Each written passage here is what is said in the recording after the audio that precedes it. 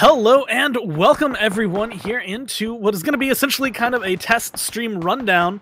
We're running a little bit of trials. We're doing some first-person duo games here tonight and just seeing what we can do. Already I'm seeing some names that I recognize, and one name you might recognize is going to be mine, which is Gormizer, and of course the person joining me tonight, which is going to be Heyday. He joined me for a few weeks before and he's coming back again. Glad to have you here, dude. Hey, thanks. What's up, Gore? What's up, players and viewers? Very excited, as I think a lot of the players in the game are as well, to get this first-person perspective. We're going to be checking that out tonight with some duos action, and it's going to really shake things up. And I wanted to ask you, Gore, have you been playing, and have you been checking out any streams of first-person perspective? Because I have been, and it's intense. Almost exclusively playing. I don't think I've touched third person since first person came out, and it's just one of those things where it's exhilarating, and I like the idea. Like, one of the things a lot of players ended up having an issue with third person was that your camera perspective would give you the view over cover, so you could kind of hide behind a tree, maybe behind a box, behind something, and still have view of someone who's getting aggressive on you. If you're looking through a window, your player model didn't have to be viewed in first person, taking that completely out of the equation and making it so it's if you poke out, your head is poking out. People will be able to see you, and that's where people are starting to capitalize on. And a lot of players think that's a little bit more competitive, and we're just going to have to see how that works here as we have the plane coming in, starting up in the northwest over there by Zarky. And this is actually a really nice just starting plane for us. Yes, absolutely. The only spot you might not hit is down in the southwest, but otherwise it's a good spread on the map. Georgia Pole there, and the middle very hotbeds there, Pachinki, Rozhok, where people like to either mix it up or stay away from. We saw a bit of that change in the solos action. And I think now, while they are moving to that first person perspective, as you mentioned, they do have less information coming to them from their view, but they have a buddy now. They have a partner in crime.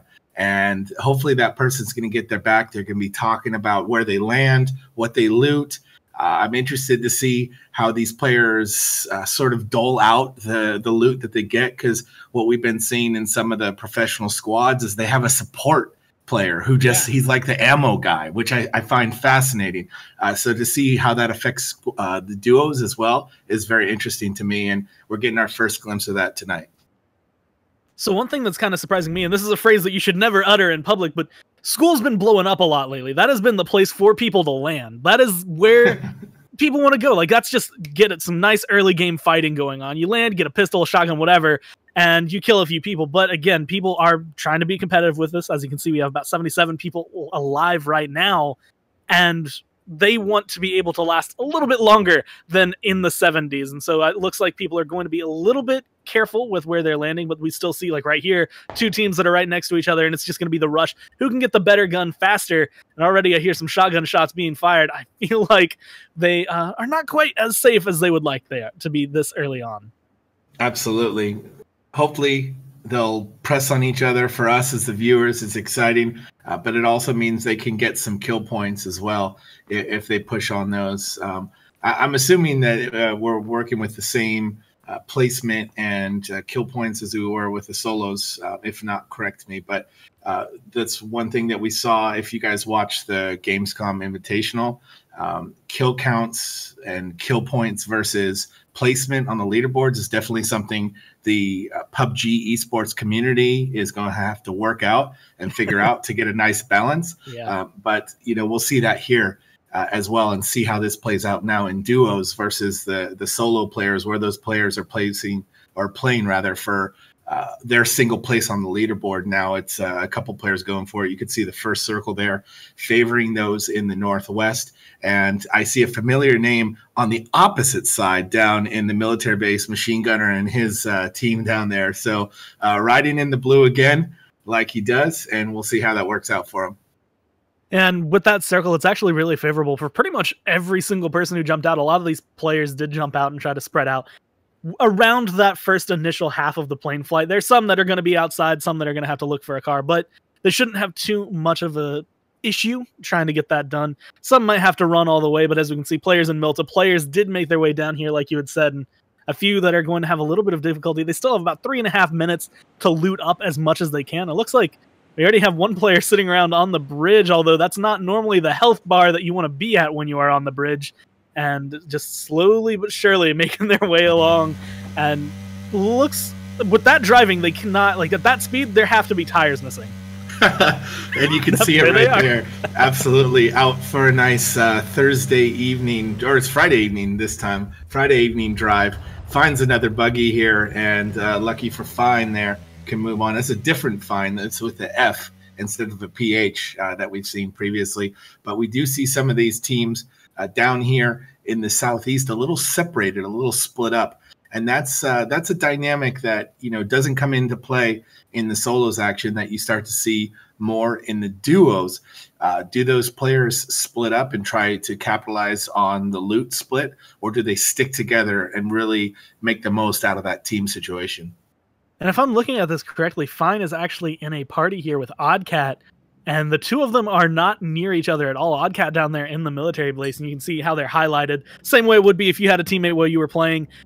It's kind of interesting to see them go that route of, hey, we're going to loot, just do whatever you want to do, and then come back together. Or honestly, at this point, they might not even have like comms going on. They might just be talking through the in-game chat and saying, yeah, let's just figure it out, reconvene. I mean, I know one of the strategies that I think is really popular for like squads when you come in is like the four corners. Everyone just go their separate ways and do your best to re-meet up in the middle whenever you get the chance. But the thing that's surprising me the most right now, 77's still alive. It's been a good couple of minutes here, and not as many people have been fighting. And again, I think that is partially people wanting to be a little bit more safe, but also, like you said, having two pairs of eyes here, no one's going to get caught out as easily.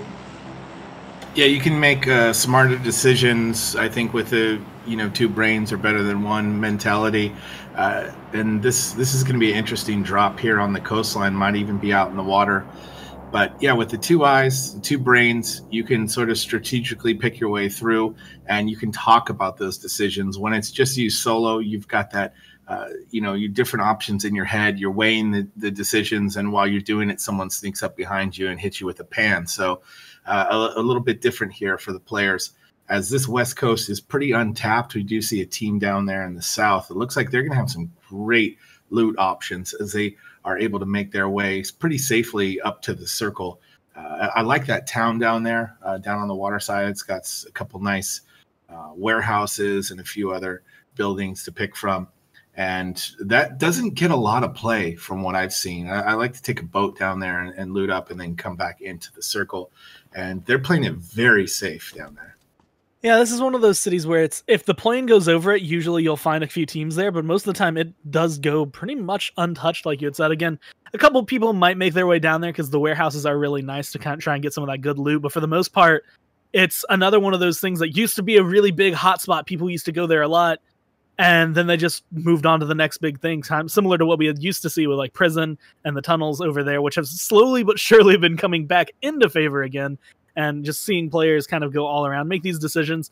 It's so far just been an interesting startup. And as we can see, the spread over here, actually in the southeastern side of it, a lot of players are in the position that they still have a little bit of time. The circle is not going to be moving as fast as they possibly could, but there's still going to be a little bit of tick damage. And we've seen in the past, players don't necessarily care about this first circle. If they have the meds to be able to heal it up, pop a painkiller and run or drive or whatever. It's not going to take you too long to get from, say, Milta Power all the way over to the circle if you have some of those. But that depends on how your loot's been going. And if they have my experience, they either have really good heals and no guns or really good guns and no heals. And so they're going to have to rely either on their fighting ability or their ability to pick just the perfect fight when it comes through.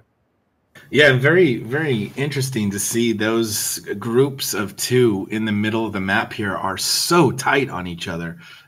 We saw down in some of the other parts of the map that those duos were sort of spread out, as you mentioned, Fine and Oddcat, pretty well far away from each other, saying, like you said, let's go loot, meet up some other time on the bridge, just get there safely, my friend, while these other teams are playing very tight together. And they're might be stepping on each other's toes with some of the loot goes, but they're watching each other's backs. And that's what I like in a first-player game. I like someone to watch my back because, as we discussed a little bit here already today, it is harder to see all that's around you. So if you do have some eyes behind you and you coordinate that well, you do have an advantage over teams that are just running in and gunning. We might see some action down here, though. Looks like we got two teams and one player, Mouse Play there, looks like he might be alone. Oh, no, they're so tightly stacked, but they are fighting. Let's check it out. And with the shots coming across already, looking like they're on the downside of things. A VSS on the other side, not necessarily the best sniper, but when it comes down to it, it's still a sniper rifle. And if you can get the drop right with that, or at least the zeroing distance as you go in with it, should be able to find it. And I know a lot of players have been kind of favoring this, not necessarily as their favorite sniper, but as one that you can spam the shots to get them when they're peeking out of cover.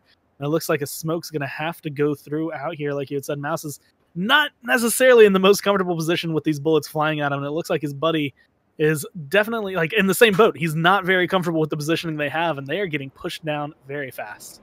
Yeah, pinned down. Capitalist was able to get some heals on, but is pinned down again, and it looks like the push is going to pay off. I'm Goric downs him right now. Mouse Play pops the smoke and is going to try and maybe get in there for a res, but this other team here definitely has the advantage as they continue to push around this small hill.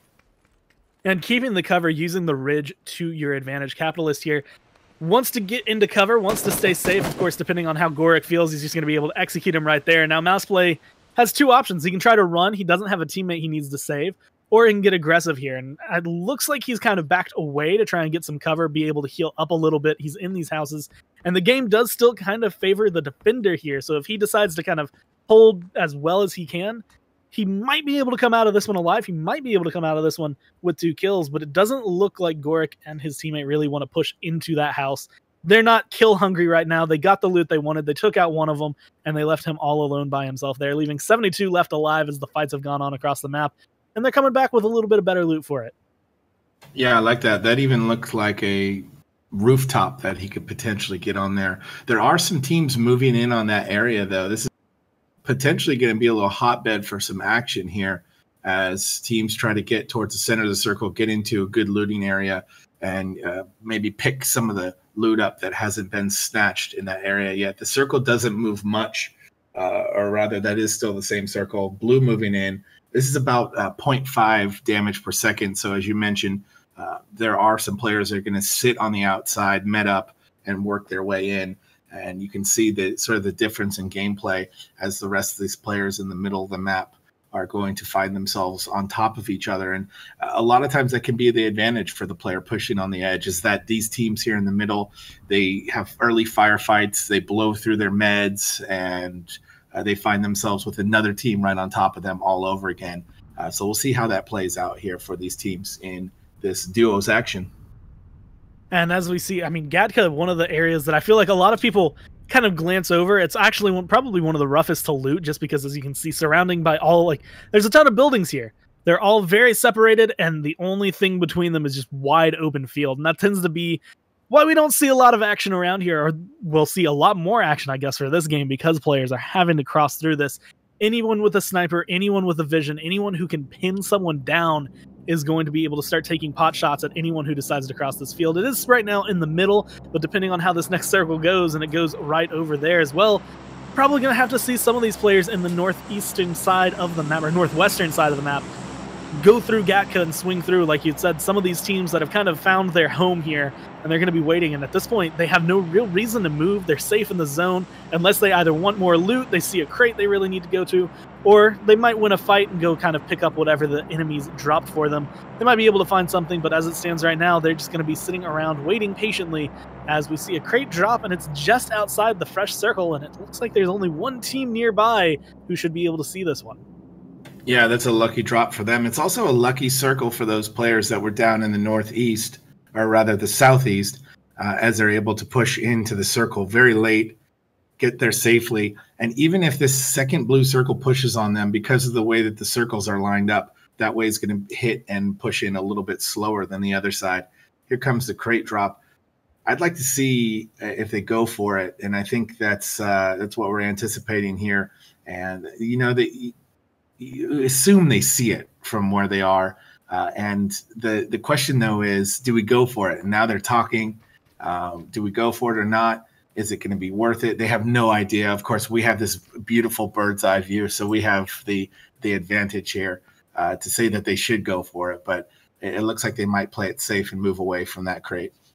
It depends on what their experience with crates has been. So I know some players, if they've never really gone crate hunting, it's a scary idea, because you know that the crates are going to be a big shot for anyone who wants to go for it. And most of the players that go for these things are very confident. And as you can see right here, we're going to look in there. It's going to have an MK14, so it's not necessarily the gun that everyone won for. Of course, everyone hopes for that AWM just to get those nice one-shots going.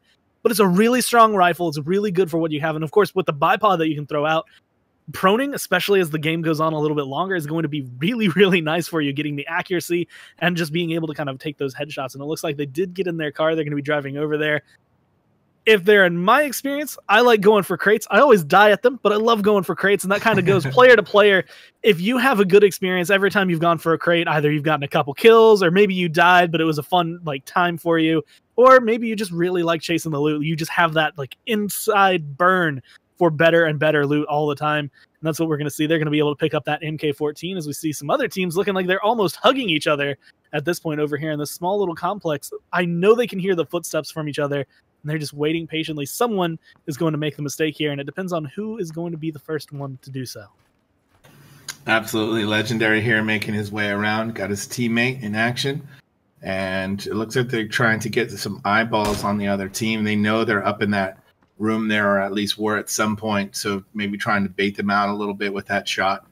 And back to the crate, I'm actually a player that likes to watch those crates fall and see who comes up to those crates and use it as a little bit of bait. I don't rarely go for them myself, because as you said, it can be a scary moment. Looks like we might get some shots here as they peek out, running outside their Legendary and Idan on the wall there. Black Mamba takes a shot, and that team goes down. And what I like about that is you get to see Idan and Legendary there have really, really good teamwork coming down to it. Idan got the first couple of shots. He's calling out, hey, look, they're over here. They've left the wall. They're not in cover. We can take them down. He gets one knockout, but immediately starts getting hit, like pelted with bullets, has to fall back, has some good cover, so he's able to fall back and stay safe. But he has to call out to his teammate, you know, like, we can't let them res this guy unless we just want to continue fighting. Maybe they have better heals, maybe they have better guns, whatever's going on. And Legendary pokes out and gets it. But now Legendary in a little bit of a rough position as an SKS silenced from the school with a nice 4x, taking some shots, not quite able to find him. And this is like where zeroing distance could come in. A lot of people don't like using it. And I actually had to look up how well you can use it in this game. But if you look at those little white circles on the minimap, they're actually 100 meters apart. So depending on where they are in comparison to you, you could potentially do that. But long-range fights like this are always going to be difficult, trying to judge their speed and where your bullet is going to go. And so we can see that even though you might have the drop on them, even though you might know exactly where the other players are, you can't always hit those shots. Yeah, I think that's where the Arma players have the advantage coming in on the zero distance, the bullet drop, this kind of stuff. But it did pay off for Legendary and his teammate to sort of push that issue and get that team to run out. You could see Idan was caught out a little bit, but they managed to survive. We're down to 56 left. We're still on the second circle. This is 0.75 damage per second, so hitting a little harder. But for the most part, the teams are relatively safe here. As you can see, they're moving in. Some of them not even waiting for that blue to hit, and that's going to cancel out the rest of the map there with the ruins right in the middle and a whole lot of action going on. I saw Lush was in there, and for players who don't know, Lush was one of that could continually finish in top 10, as we also see Wino Cake over here. It looks like he got killed off by the Scar L. Total T-Mac in the corner, taking some shots over there, and Lush being able to heal up and get his gun out ready to go for it. A lot of players just sitting over here right now. I noticed when we opened the map, it was just a cluster of arrows all sitting around there, and as we can see, the cover is pretty good around here. Just not only in Ridgeline, but we have trees and we have some houses that kind of come over here. We see Shinmeister and Stubborn Meal both going to be able to heal up a little bit. And the shot's going to be coming now from Batman over on the other hill, just doing as long range the best he can to try and find those shots. Yeah, this Batman actually using lethal force on his enemies, which is interesting to see. Here he's making some, as you mentioned, some very nice shots from long range, but the movement's going to shake him off there. We've seen some now, some names that we've seen regularly in the solos action coming out here for first-person action and duos. So that's cool to see how they switch up their game. I'd love to talk to these guys. One day we'll get to the point where we have, you know, some interviews or something like this in between, and we can talk to these guys and ask them about, you know, their training practices and if they immediately switch to first person and how that's been for them in comparison to playing third person.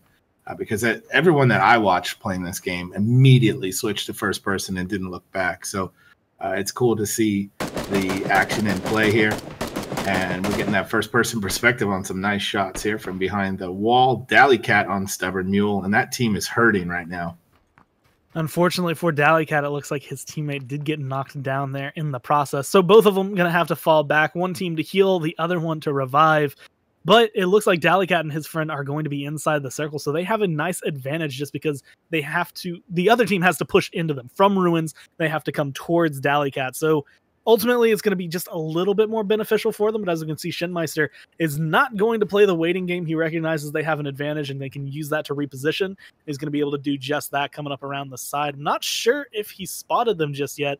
Looks like he is still a little bit confused. He knows they went towards the south. They weren't able to find him, but the site is going to be had with a nice silenced gun. He's going to be relatively hidden, and that's going to be a clean knockout.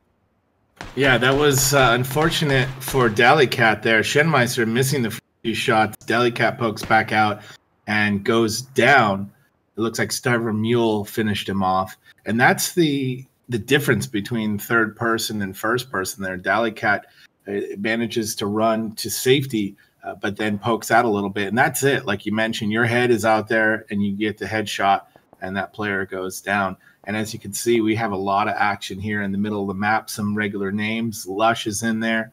Who else do we have in here? there? We got Karma, Hypoc, and a few others. And Karma and Jay Smalls there looking pretty hurt as the rest of the teams move in. And this is I hate these houses. These are my least favorite houses to go in. There's really no cover in there. It might as well just be with the little white picket fence around there. But they're trying to take advantage of it. Jay Small's getting his partner up, and Vac Vega there is just sort of lurking around, trying to get in there and maybe get aggressive and get a kill. Now, these houses, I have, I guess, a vastly different experience. One of my favorite memories for PUBG is having players just run up on me while I'm waiting in these houses, and me and my teammate just kind of blowing up their cars every time they get really close by, just taking the shots until the car goes boom, and being able to go get the free loot. And I think we did that for about 3 teams before the circle ended up making us move, but as we can see, not going to be working that way here for Jay Smalls and Karma just because of their positioning, and honestly because no one's driving straight up to them. Vac Vega knows where they are, he has the sight, and he has the shots so far to get the damage down that he wants. And at this point, there's no real reason. He doesn't want to get aggressive. Going into those houses is going to be bad, especially since he looks like he's running the double AR build. But he does have that ability to just kind of wait. If they come out, they poke their head, they do anything, he can take those shots, eat through their meds until eventually they can't heal anymore.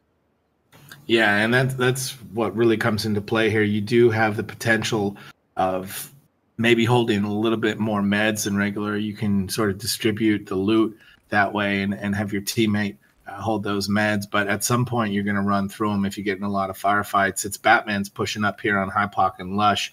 They're in a nice spot there, and this is going to be a tough push from him if he can get through the fence. Manages to do so and gets real sneaky here. So the building that Lush and his teammate are in, it's not just one of those ones where I'm like, oh yeah, this is a good pickup and they're going to be able to get a clean kill right there, Lush. Not worried at all. And there's a reason, like that's part of the reason you get to see him. He is a deadly player. He knows exactly what you are thinking about doing, and he's able to kind of preempt you because of that. But no one usually stays in those buildings because they're so wide open on the front. It's not really a great place, not only vision wise, but also if you're just trying to like stay hidden.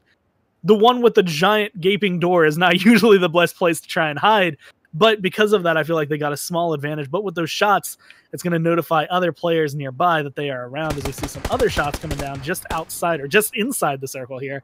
It looks like we're going to see Hynefex just do his best to keep his teammate alive as they are getting shot at and rushed down. Yeah, a bunch of teams now hurting, and this is where you sort of separate the top 10 players from the rest of the gang, I want to say, where you start to see these players are hurting. The blue is there. The blue's pushing in. It's starting to definitely hurt at this point, 1.5 damage per second. And you've been in a few firefights now, and you don't have those meds anymore that you were burning through early on. And you can start to see Shine Effects here and his teammate. They're all healed up, but right behind them, Thug Waffle in control. They're pushing out of the blue. They're hurting. They do seem to be meted up there, so that's okay. But this is where you can really take advantage of that and start to stack on those kills. At least that's what I see at this point in the game. The kills actually start to stack up where they were maybe a little slow to start. And still having to eat through their heals on the hill here just because the circle started moving the minute that they were able to get close enough to it. We can see Thug Waffle is able to outrun it, having the full boost going forward. He does have the sprint going for him, and he should be able to spot out some of these other players. But this is where it depends. What are your priorities? Do you want to get safe and then fight, or can you take that damage? Because a lot of players, they don't balance that in their heads, and we can already hear. I hear shots coming down from the top, and it's one of those, if I'm going to die, I'm going to take you with me, it looks like, as the heal's going to come through, but it's not going to be enough. Knocked out outside the circle, and unfortunately for you, your teammate cannot turn around and now has to deal with actually only one player because both of them had one member go down. Yeah, that's tough because you really do need to make that decision. Do you running and hopefully not get shot, or do you try and take a couple out with you and get those points as well? A lot of firefights going on now here at the edge of the blue. We have 25 left alive, and now we're in circle number 5, 3 damage per second on this blue when it hits. This is where it starts to get really rough for some of these players. Shine Effects with a nice kill there, 24 left, looking to take out anyone in his way to try and get through. And there are some players there stacking up in that little building area. Lush is in there, and 2 teams right next to each other. Everybody really trying to pick a solid spot as we get into the later circles. Vac Vega finally killing off J Smalls and Karma in those houses. And actually, with the way that the circle went, a lot of these players, like we see a huge number of players just in this small area. Every single one of them has to start moving, and we can already hear the shots going off. Oddcat going to be able to get one knock out there, building to building, and it looks like they're waiting. Matt should be able to get his teammate up. They do have some walls in there, but I hear grenades getting thrown, and we've seen quite a few grenade kills going on, and a lot of these players know how to utilize those well, and they pick them up because they know what those frags can do them. And Lush looking the other way, trying to pick people off as they run across this field, just trying to get to the new circle, and it looks like so far he's able to get a little bit of damage down, but not find a kill just yet. Observer with his head on a swivel as Lush and his teammate are right in the middle there, and really anything that moves those guys are shooting at, which is something that I really respect, because I tend to play wow. Yeah, everybody went out there. That was 2 teams just traded with each other in that building. They're down. That's going to allow Lush and his team to potentially push out here, although Stubborn Mule and Shinmeister there are in a good position. They are going to trade some shots here, and we'll see what happens as we have this first-person perspective. It's exciting to see. It's very exhilarating to play as well. I feel like seeing one person trade with another person is a relatively rare thing. Seeing 2 teams trade with each other, though, having all 4 players essentially die at the exact same time, not something you get to see that often. And as we can see with these players kind of moving in, there is a crate right around there, but based on what we see, a lot of people are getting peeked out at. Shine Effect still taking shots down. Actually, looks like he's shooting at Hypoc and Lush, who's just barely going to be able to get to cover inside the shack. But from the back, Wasabi going to find the last few hits it's needed to eliminate Lush and Hypoc, taking out one of the high rollers here. One of the players you expect to see make it further, but we're at 13 left already, making it into the top 20. Lush not necessarily happy about getting taken down, but it looks like we're going to see a couple numbers dwindle as the circle is closing soon. And honestly, with the way that these positions are, these players have to collide. And as we can see right there, Stubborn Meal still alive from earlier and able to pick up some kills because of it. Yeah, 4 more players go down right there. And what we're left with is a couple solo players and a few teams left as well. Shine Effects on the edge there. Didn't Die, though, is also sort of riding the edge. And it looks like, yeah, we do have a few teams left. Stubborn Mule very low. And this P-named word over here is running in solo. And will be coming in as well, trying to get a good solid spot in the grass as the circle closes in. It's going to favor those in the south. 5 damage per second. This is where it starts to really hurt, and you just don't want to be anywhere near that blue at this point. It almost feels like we can see in the future, just because I know a lot of these players we kind of highlighted, glanced over throughout this game. And with the way that things were going for them at the time, I didn't really expect to see them make it into the top 10, but here they are. And as you can see, the solo players are going to be the ones who have it just a little bit rough, because like we have mentioned before, and I think Bear's mentioning here, because it's first person, having that teammate kind of helps make up for that vision you lose. You have someone who can look, if you're looking left, they can look right. If you're looking forward, they can look behind. They keep you in check so that most of the time you don't get caught out as much. With these solo players, they have to play it a lot safer, and as we can see, a lot of them actually just kind of rushing into the circle, laying down, trying to stay as hidden as they can, and Stubborn Mule going to be able to take advantage. He has a teammate, and they're going to be able to call that out. Goric as well going to find a kill there. Now we have 7 left, and it's still looking like we have, I think, 2 or 3 teams sitting alive, but a lot of these players still sitting inside the circle have a good advantage because they are waiting patiently. Stubborn Mule catches a couple people out, but like you said, the circle hurts. They need to move, but they can't resist the fight. Yeah, absolutely. And that's the other thing, too. There's a mental part of this game as you're a solo player left in a duos round, because you don't necessarily know which of those duos are left alive. And so as they're sitting out there in those fields, they realize as they push in, they might not just run across one player, but maybe even a couple groups of 2. And that's a bit scary as you're that solo player in the duos round left alive. And you have the weight of your team all on your shoulders at that point. You need to carry it for the win. You know, your solo mate, or your duo mate rather, is cheering you on probably, but at that point they can't help at all except maybe give you a little bit of navigation from view. As we see it, a 2v2v1 here. Shinex, the only person without a teammate to go into this. So honestly, if you're in this position, that's where you typically see the player. They're not going to fight. I don't expect to see shots come out from him unless he thinks absolutely he can kill two with one stone. And for the most part, a lot of these teams aren't looking to position that way. Although Stubborn Mule and his teammate both kind of hugging each other, sitting on top of each other, whereas we see over here Gorik and his teammate both a little bit more spread out, allowing them to get shots from separate angles. But it looks like the shots are going to come down. The car just not quite able to find it, not getting the damage he needs to knock him out. Yeah, if I'm the solo player there, as you mentioned, I'm probably going to sit tight and let these guys fight it out. Hopefully they'll damage each other up and bring them down a little bit so you can see some low health. And as you mentioned, the only time you really want to push on that is if you have them both lined up in a barrel. He's right next to them. He's watching them run through. This is intense. Yes. At this point, I'd be frightened if I'm him. I'm sitting here, I hear gunshots not only from right next to me, like I know he can look over and see him with his free cam there. Like just hold that alt, look over, peek, and you see him. But that's gonna be it. 3 left. Unfortunately for ShineFX, he is outside the circle for a little bit. Should be able to potentially loot some of the people who just died next to him. If he acts now, Stubborn Mule and Shinmeister both low, but the heals are coming off. And it looks like he's going to be kind of hiding just patiently. I don't know if he's going to be healing what he has going for him now, but he's the lone snake in the grass up against 2 lions that are just hunting. I don't know if lions hunt snakes. Probably not a good analogy, but as you can see it, he finds one shot. All he needs to do is be able to get these kills as fast as possible in order to turn immediately from one to the other. And he's going to go ahead and take the shots, but he's not finding the hits. Yeah, that's the tough part, because as he's sitting there, you have to make a decision. Do you poke out and shoot? He is getting some shots off. He gets down. Stubborn Mule low as well. They're almost equal in health right now. Stubborn Mule goes down. He wins with 1. And somehow, there was 7 kills at the end. Kalsu, his teammate, went down at some point with 1 kill and gets the 1v2. And that's the beauty of being able to cast and be able to play in these duos matches versus the solo matches. You can't see, unfortunately, 1v2 possibility in solo matches at the end there with 1 player and then a team, and we got to see it here, and he pulls it off.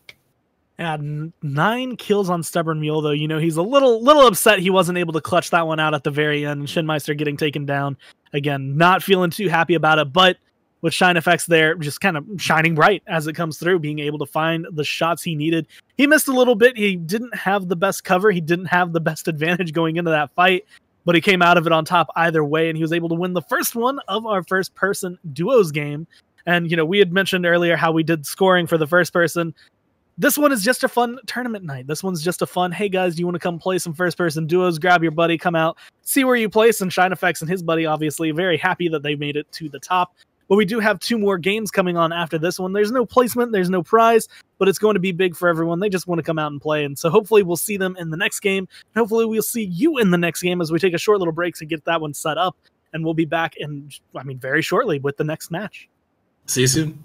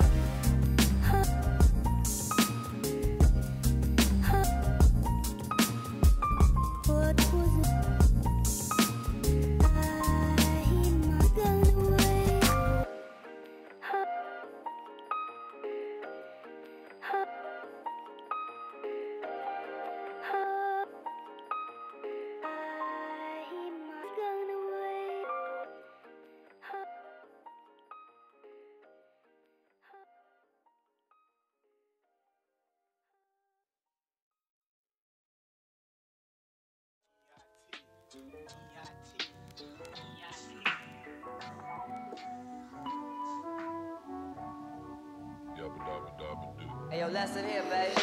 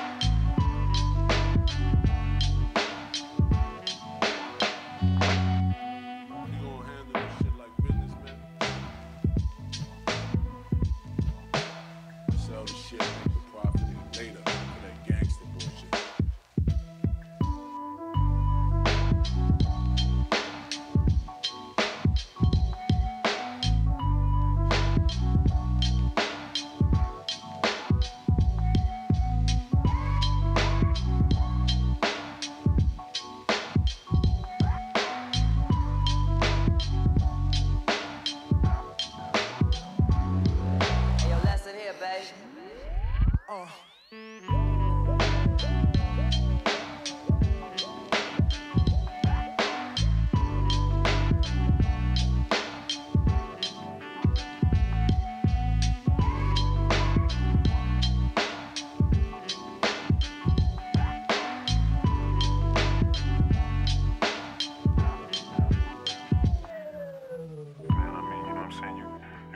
shit and be like, what the fuck? But hey, just never on Sunday, man. Missy, gushy, gushy, gushy, missy, mushy, mushy, motherfucker.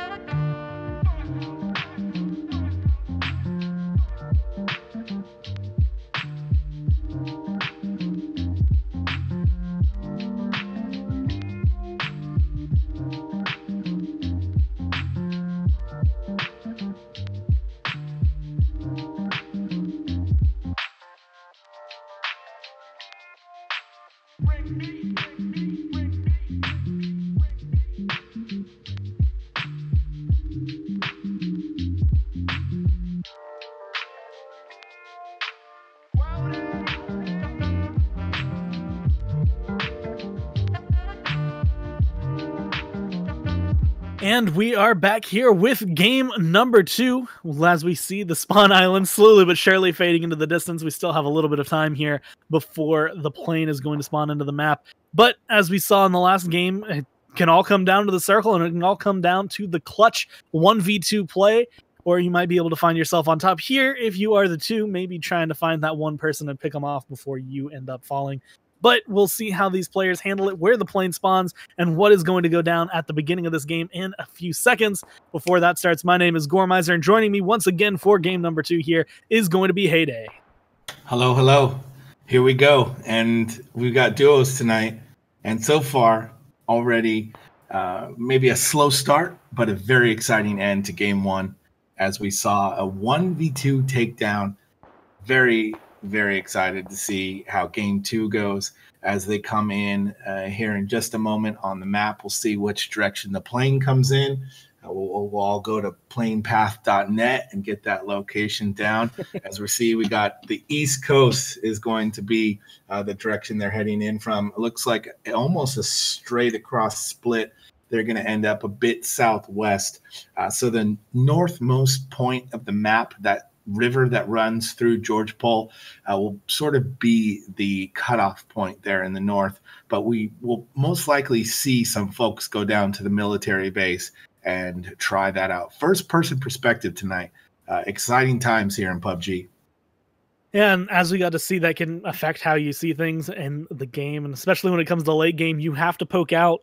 You have to have your player model become visible in order to get sight on anyone, as we've seen a few times throughout that last match, and I assume we'll see in this match and the one after. Your head can still be shot when you decide to take that one little peek, and that is something that players are waiting for. for some of this, but as we can see, everyone kind of coming around. We see a lot going to gravitate kind of towards Yasnaya, Polyana. There's a little bit less in Lipovka than I thought there were going to be. But Rozhok, Pochinki, the school, the ruins, the water city that I'm not sure if they actually gave a name yet. All of this stuff that's very centralized, very good for being able to go to whatever the circle spawns. Those are going to be the hot spots right now, and we can see a lot of players coming in. Yeah, it's, I guess, just counted in the ruins right there. So overall, a lot of players looking for it, still coming down and still looking for where they can go. And like you said, a couple going to look for those cars and drive down towards that military base. We can already just go ahead and guarantee that. Absolutely. Crates in action up north as well. We do see a couple players here on the West Coast, which I do really like. A lot of times it's very, very empty out there as far as other players go, but there's a lot of good loot on that edge there. And rather, they are just south of the crates there in a nice little town with a lot of good loot. You see some players are still landing. We've seen this a lot lately. In fact, up north there, contrary to what I mentioned about staying south of the river, Lush and the gang are parachuting still up that way. They're going to try and go all the way to that very little seen City 70 up there, I believe it's called. As you can see, Lush is shooting all the way out there and still hasn't landed yet. And as we can see, and that's one of the things a few players do like to do, like you say, is just kind of pop the shoots early, see how far you can ride it. And we see Lush and his teammate going to be able to get 70 all to themselves up there as they came through. Although not completely alone, as just near the shooting range, there's another team kind of making their way that direction. This is going to be the shooting range. Good to get guns. Not necessarily the best on other loot, but there are a couple of underground rooms over here. Depending on whether or not these players know about it, they might be able to kind of peek in, see what loot they have. And I know there's a crashed plane slightly south of them. They're both in UAZs. I'm not sure that I've gotten to see a team land and pick up two cars and stay this close-knit with each other. But they're going to be driving around. It actually looks like they're going to be going towards Zarki there to try and get something that's, again, relatively north and going to be mostly untouched because no one else is going to really be making their way up there. I love it. And as long as the circle works out for you as the first circle hits, then it does pay off in the long run because you get a lot of good loot early on, potentially, and you move into that circle most likely with an advantage on the rest of the teams there. We do have some apartment action there with one team, and south of the crates, nobody in that water area, that crate area. No longshoremen working today. It looks like some apartment action over here as well, and the rest spread out through the residential areas. So a lot of good loot up there for them, and potentially some good firefights as they work their way through there. The rest spread out, and we do see it looks like a player here is low, and someone running through the fields with just a grenade out, ready to go. I don't think anything could really personify the variant that you could have at the very beginning of this game. As you see, one person half health with an assault rifle, one person only holding a shotgun but they're full health, and then another person running through a field and all they have in their hand is a grenade as they go forward through it. But one of the places I saw there's a team looting right now is the hospital there on the west side of the map. And that was one of those places that I remember seeing like in the early beta, the closed beta days where you could only really see streamers come in and play. Some people really prefer going over there. A lot of people would go over there and be like, yeah, this is awesome. We have the little bridge. We'll just loot these buildings, do whatever we want. And slowly but surely, it started to fall out of favor just because it didn't have the best loot. And it was usually kind of out of the way to get there, or a death trap because a lot of people ended up going there. Now that's kind of shifted over. School has become very hot. And as we can see around here, a crate going to be dropping in the area. Looks like it may have gotten stuck in the tree for a little bit as it falls down. And Shine Effects, our winner from last game, carrying his team to victory, going to be the very first one to get that. And I know we could probably show what it is, but it seems like he's probably picked it up and already made his way off with it. And he is going to be happy with a nice new gun in his inventory. Looking like he's going to have an LMG, and he is going to be the enemy of vehicles this game if he decides to do that. I guess that, as you mentioned, it running away there, precious loot that we didn't get to see in the crate. Do you think there will be an implementation of clicking on the player there and being able to see what they have in that inventory? Or do you think even with a delay in streams, that would be too much information to give out? Well, I know if we look at it and if we went to his perspective, we'll see the guns he has and the armor equipment he would have. But I do think that that's probably the limit that we should see. I like not seeing how much ammo they have, and I do like not seeing the meds, just because, like you said, like in the event even with a delay, you don't want to be able to sit there and think, okay, well, I got him to use 2 med kits. What does he have left? It sucks for us because we're not going to be able to say, oh, well, we know he has this many heals. But it also adds that element of surprise when you get to see someone running through the blue and you're like, there's no way they're going to live through this. And then they managed to do it just because they had like the perfect number of med kits or energy drinks or painkillers or what have you. Absolutely. There's also those moments, too, where you see a player on a sliver of health. You think that's it. As you said, like if they're in the blue or if they're in a firefight, and then all of a sudden you pop and the health bar is white again, and you know they have a second breath, and you feel it for them. You know that feeling if you play the game of getting that heal off and being back in it. So you definitely feel that moment with them. You see Shenmeister all alone here. It looks like as Jamie and Blade there.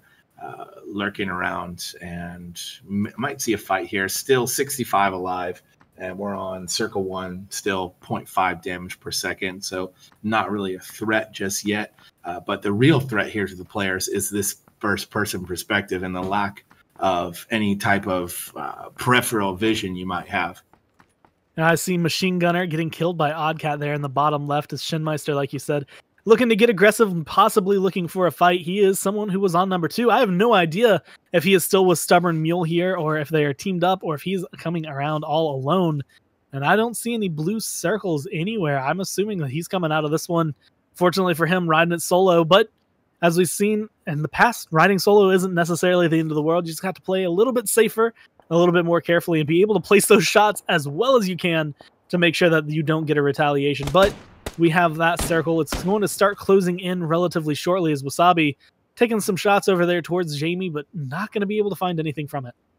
Yeah, Wasabi proved a shooter and definitely has the confidence to take that long-range shot. As you mentioned, didn't really hit there, but we are looking at Jamie now, who does have the Dacia and is ready to roll with his teammate.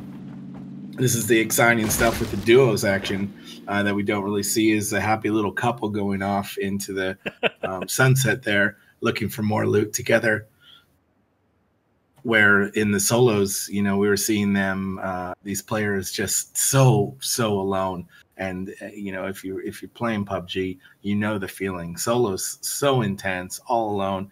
Once you add that element of a second player, it definitely leaves that a little bit. But there's also the tension between the two players. If you don't have, you know, a designated shot caller, and you maybe have different play styles coming into a tournament like this, if these players are already playing together ahead of time, you might see them having a significant advantage over some of the teams that throw themselves together to jump in a tournament, just because of that cohesiveness of running through together. Where do we land? Where do we loot? What do we do? And the team's very cautious in these games so far, and very well spread out still. I was a little curious. I kept seeing Oddcat's name pop up in the bottom left, and I was just sitting here wondering, like, where could he be? I know we kind of glimpsed him earlier, sitting down there in the military base, and it looks like him and one other player were going to come through. I'm not sure they were teamed up, though. It looks like Oddcat either is on his own, or it could be something similar to what we saw last game, where it's like, I'm going to go loot military base. You do whatever you want. We'll see if we meet up later. I'm just going to try and get as many kills as we can, as it looks like Hyper Rush going to be in this one sniper tower. This is a set of 4 buildings here. I personally really like. I like the 4 and the 6 that were just over the hill there from them, a little bit to the south, as we see looks like Microwave potentially going to be coming up. He's got an AK, a 4X, and he's looking the opposite direction of them. So even if they were visible, he has absolutely no idea that they're there yet. He does have a nice prone position on the top of the desk. I do like that. Those towers, they can be great cover, but they can also potentially be hard to see from depending on the angle. As you mentioned, though, if they're behind you, you're not going to see them coming up, especially in first-person perspective. We do still have a lot of duos left. The circles pushing in Lush and Havoc up there, or Hypoc rather, are going to have to move in. We do see a team up there in the far northwest is going to have to do some running and gunning to get themselves to the circle. The circle has hit now to the south, so those players that decided to go to the military base and took that gamble as the plane flew over, this is going to pay off for them now. They're sitting pretty down there. They don't have to worry about running anywhere just yet, as there is a firefight and a couple groups getting together in the middle of the map as the rest of the players rush in. The glory for the team in Zarki, I remember. They were the ones that did have the 2 UAZs. Unfortunately, that means that they're both probably going to be sitting maybe about half gas, so it's going to be a little rough on them depending on what they were able to find loot-wise or vehicle-wise, as we see some bombs dropping down on Pochinki. A couple of players around here, but like you said, a lot of the fighting look like it's going to be kind of in that middle belt right below the river up there, just on the inside of the circle, where a lot of these players who went north are now kind of pulling themselves down in. We can see a nice motorcycle action here. First person, I think driving the motorcycle in first person is like the scariest thing that you can do, because if you hit a hill, you go up in the air, you have no idea what way you are oriented. You don't know if you're going to land well. And as you can see right here, the other danger, you don't have that much cover. You get shot very easily. Yeah, you get shot easily and you tumble over just like they did. Not even much. And now they're low on health. Now they're getting pushed on by the players shooting at them. They gave away their position. It's very scary. And you don't even have handlebars there, at least from the perspective we were seeing, to sort of know if you're pushing in the right direction. Did he just run right past him? He did indeed. But it's going to be not enough as Control recovers there. And I guess that's the kind of play we can see happen in first person, where you can run right past someone and notice them a little too late. Control with a couple turnaround shots, and that was nicely played. He was the team that was shooting at the motorcycle, right? And then he pushed down. Oh, that was nicely done. What I expected there, because I saw, Gorik got off the motorcycle, and that was our number 3 team last time. We got to see them. But the first thing he did was kind of flank over as far left as he could to get out of there, stay under the ridge line to get to a tree. Unfortunately, the minute his teammate went down, it kind of forced him. He either had to act or just let him die. And we saw those shots come out, and with the positioning that we got to see them have, didn't work out for Gorik there. He ends up falling down. Shine Effects is going to be able to pick up a kill there onto Dempsey, though. Him and his teammate both alive and still looking for blood. Should be able to find some. They're safe inside the circle for now. And as long as they continue their push, they might be able to see a repeat of last game, although I have a feeling that they want to keep both of them alive throughout this entire match, as we see Young Modern just holding that sniper shot. He wants to take it, but not until it's clear. They do mix it up a little bit here, and China Effects' partner goes down, but Chai gets the kill and is able to go in and get the res right now. And another push on the circle. This circle started out so centered, and now it's just pushing drastically to the southeast, which those Oddcat and Irish Gamer down there in military base are just having just the absolute run for their money right now, going through and being able to loot that entire place pretty much uncontested altogether. And you can see the players on the edges start to get closer and closer to each other. There's a crate in the middle of that bay there, and that could be up for her grabs, and that could definitely tempt some players to go in there, and we might see some other players take advantage of that. And Wino Cake is still alive. Control, I see Legendary in there, and Mouse Play. A few names that we've called already. Shine Effect still alive, as you mentioned, and they're making their way into this actually still the second circle. Yeah, as they continue to push forward, and actually with a few positioning here, I mean, Riz kind of holding, not necessarily the bridge, but very close to the bridge. Buildings just outside, going to look for some shots, not quite finding the hits he needs, going to get a knockout there. But it looks like they were getting rushed by his teammate. No clue where he went. Actually, there he is, right there, coming into the bottom. Now, they have 2 options here, and this is actually what I'm going to see what Riz's reaction is. Sometimes you jump down and you try to flank them when they're coming up the stairs. Other times you just hold that door and wait for them to peek their head out and kill them when they get the chance. It looks like Riz wants to get aggressive here, and he's going to be able to do so. Drops down, finds the shots, looks at him. It's about half health. All he needs to do is find the kill, and almost whiffing it, but not quite. Not going to potato this time. Going to be able to find that kill, and his team lives to see another day. Nicely played. That house right there is one of the most advantageous houses in the map, I think. With that almost 3rd level there, very open and all around visibility. A lot of players coming across the bridge. It's a big hub, a big intersection there. And we do have that crate on the water, and it looks like Vac Vega and his partner are going towards that. Are they swimming? Yeah, it looks like they drove a boat out a little bit and then are swimming over. I wonder if that might be a safety mechanism. Say, like the boat's over there, they're keeping themselves kind of hidden. People are going to be looking for the boats, not the players.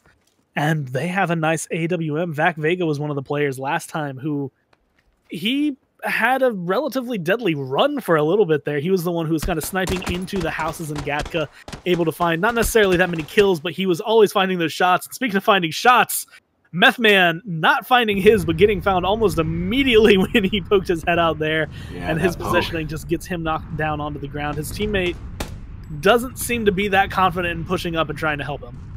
Yeah, that's a tough one. And you see your teammate go down so quickly. It's scary to run in and try and help, especially if you know where the players are shooting from and they do have a tactical advantage on you.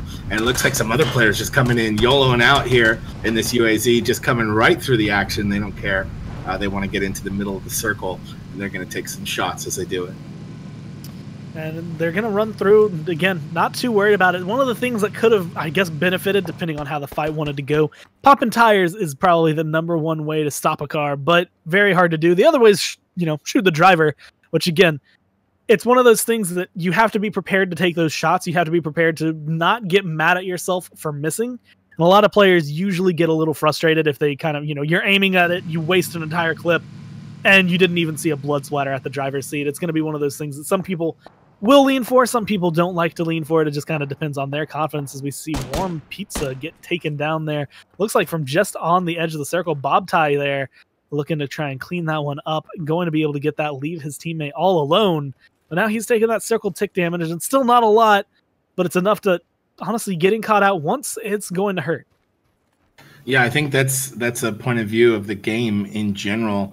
And how players either get better or stay static and don't improve. If you're afraid to take the shots and you don't consider every game as an opportunity to improve, then you're not going to be very aggressive. You're not going to take those shots, and you'll never know if you can hit those shots if you don't take them. So I do like how you mentioned taking the shots from distance, and you can see here, like, this is a great example.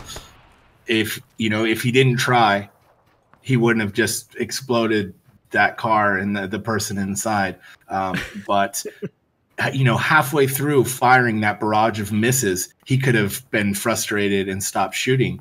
But he continues to shoot, and he gets the kill. So it's exactly what you mentioned. And you see this with a lot of streamers that are playing this game every day, and they continue to get better and better. It's because they're most likely playing aggressive and taking shots, and don't let the misses get to them, and they just go out and they take the next shot and the next shot. And it's a learning process, right? Because the chicken dinner is great, but you always need to try and get the next one. So as you can see, some players getting aggressive there on the edge of the blue, riding that in. And these poor, I don't want to call them saps because that's a little mean, but those poor people out there just being harassed by the blue as they come in, while Matt and his teammate there are hit up by the lighthouse and trying to get an advantageous look on some of the players maybe crossing the bridge there. And this might be, there's always two reasons I see for the lighthouse. And one of them is, like you said, to kind of see what you can. Anyone who's going to be kind of like waiting around, or if they're going to catch someone coming through the bridge, they might be able to get it, like Jay Brewster.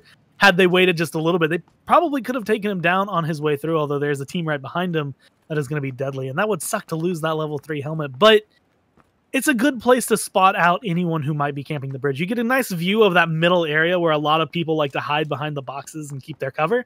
And it's not usually enough for you to have like a guaranteed I can kill them, but it's just enough that you're... Wow. Well... That was unfortunate for the player laying on the ground. What a kill. Yeah. Nothing feels worse than getting run over, and especially by a motorcycle of all vehicles. All right, back to the action here. Jay Brewster. I'm not sure I've ever seen that before. Yeah, I haven't. That was wow, and just the anticipation of watching that motorcycle come directly at the player and what they must have felt. Poor guy. Poor guy. I think that's the best way to put it. Is it looks like we have, I mean, pretty much everyone now has been moving over here to the southern island and trying to get what we have. 35 left, and clean kills getting picked up pretty much all across the map. A lot of players being way more aggressive this round. I think they got a feel for what they were up against, and now they're more confident with it. And as we see more shots at a moving vehicle, that's exactly what you need. If you can pick someone off then you can pick them off. If you miss, oh well. Like at this point, you're carrying maybe 200 shots for each rifle. It's okay to waste a few of them. This circle is insane. How it's moving just constantly. In that, okay, Dukes of Hazzard action here as Spaz and his teammate fly off the edge. Nicely done. And there's a bunch of players swimming across the water now, and I don't even think it didn't look like one single team there had a boat. So there's going to be a potential, as you can see, these players here on the beach, they have an opportunity to pick some of these teams off as they come up onto the beach. But if they're not careful and they don't watch their back, these players coming out of the water could roll right up on them. Legendary going to be looking like the first one to kind of peek out here. And it's Selvis. Depending on how they do this, they're going to be able to take some nice shots. Idant, unfortunately for him, he can't heal in the water right there, and that's going to be very difficult. And there comes Legendary. And it goes two ways, and unfortunately for Legendary, it's not his way right now. They might be able to get the res off, but there's no cover. There's no boat to try and hide them. The best they can do is wait for the water, but it looks like Idant going to get his head shot off there and not going to be able to make it out of the water. That team, like you said, there's two ways for that one to go. Someone comes up behind you, you might be able to pick them off, but unfortunately, it can go both ways. And getting picked off coming out of the water is a rough way to go. This is insane. I'm loving how the game is playing out right now. Yeah, a crate dropping right on the edge. All the players that were swimming across now have to fear for their lives because they heard all those shots. They probably see the kill feed in the bottom left, and they're seeing those players go down in front of them. But they have no choice but to push across the river there, across the bay. Looks like we're going to take a peek in here. We got a Groza, some 7.62, vertical foregrip, and a level 3 helmet. Meanwhile, some teams kicking off here in the middle of the island.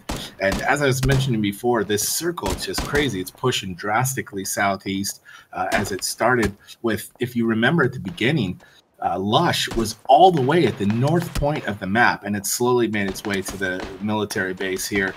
And Oddcat there was looting for days. So they had a bit of possibly an advantage depending on what they were finding. But Tactician here and his teammate getting some shots off and knocking some players down. We're down to 29 and circle number 4, 1.5 damage coming in. So those players that are making their way across the water not only have to deal with some guns, so the business end of those guns in front of them, but the circle creeping up on their back as well.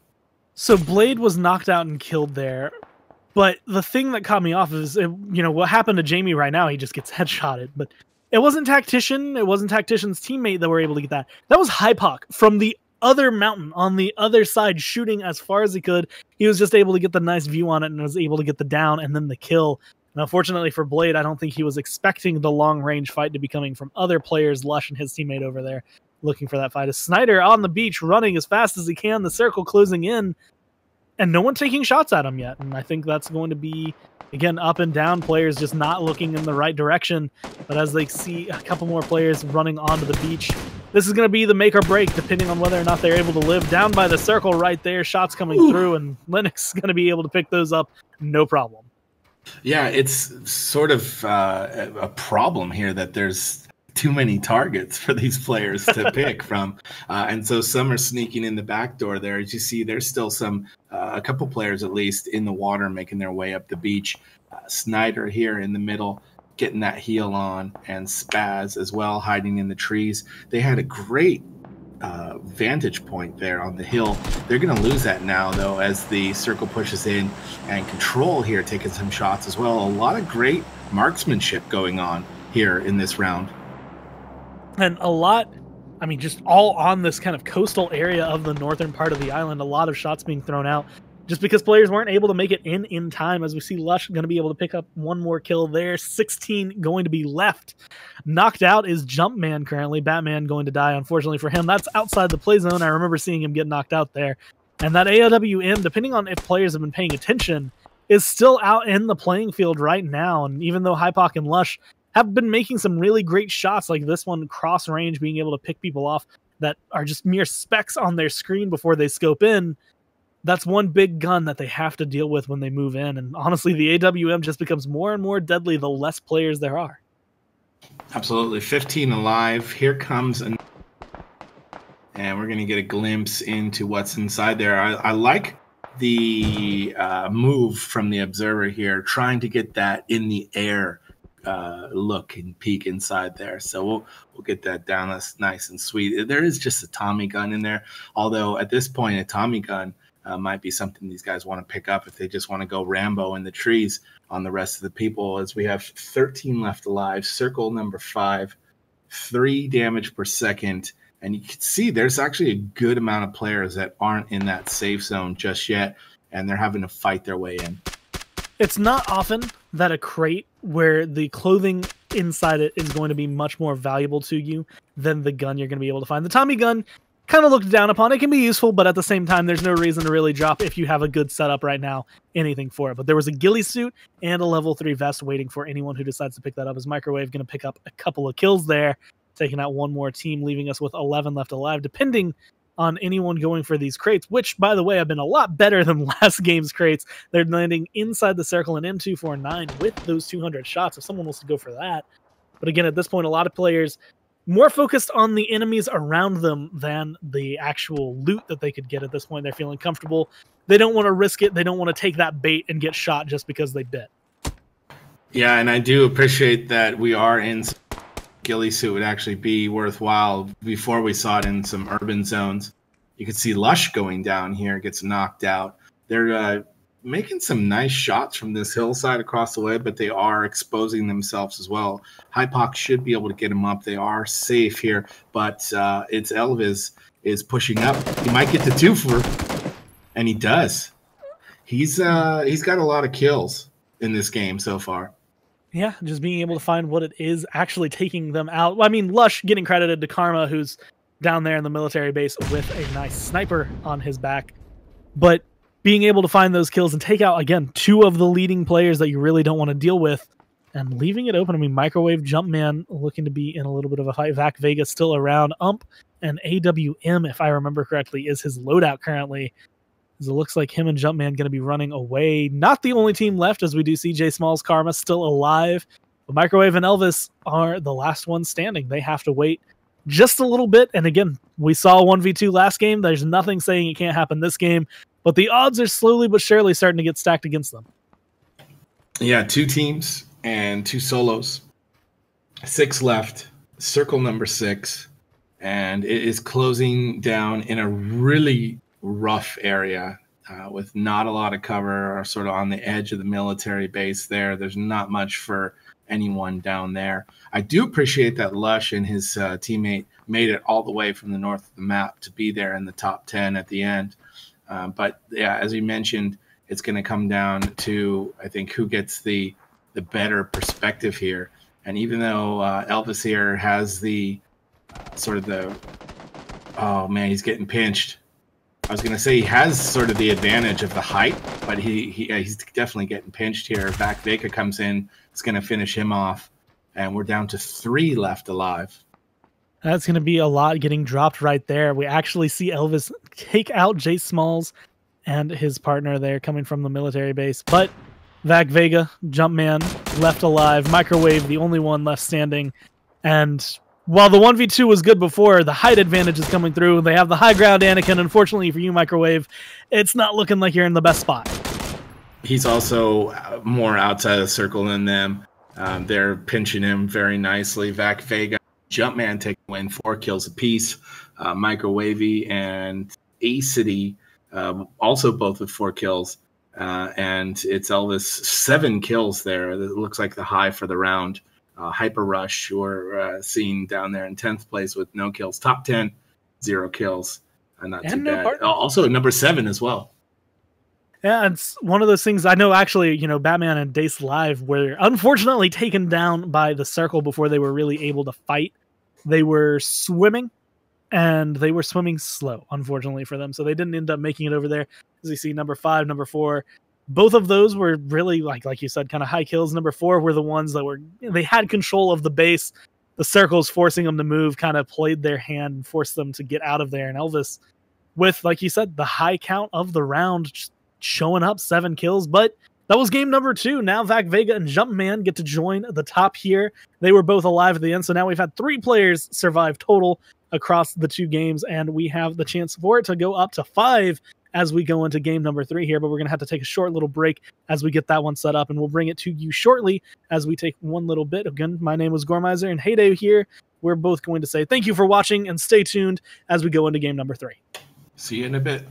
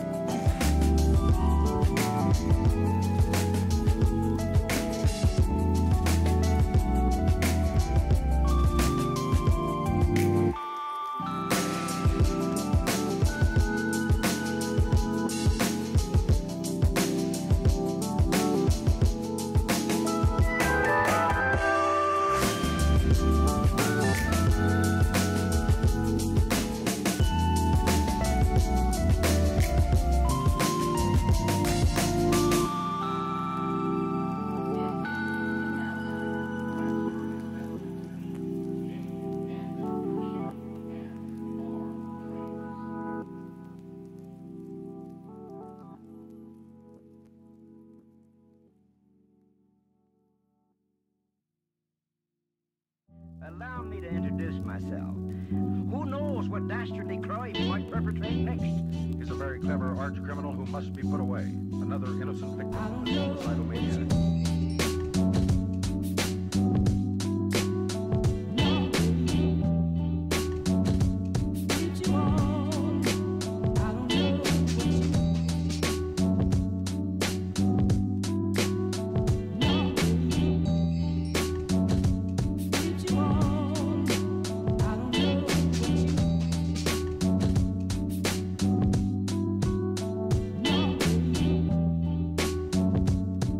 you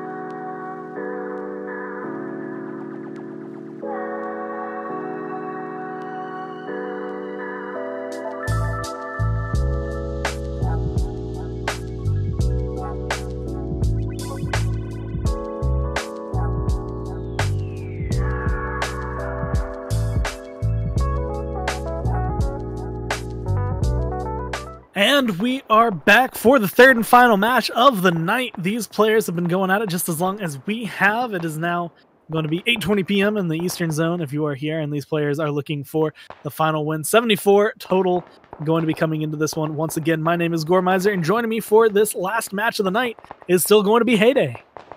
Yes, we're back. Exciting times here for respective duos. And the last game really lived up to what I was hoping to see. A mad rush for the beach, not to take anything away from, World War II and storming the beaches there, but we had some great action on the sand there, and a really interesting path for the circle, which started so central to the map, but then just dove down into the southeast there and really allowed the players that took the gamble of going to the military base to sit pretty and to fight their way out there. And this is going to be a very different flight path compared to what we've seen, at least in the first two matches tonight.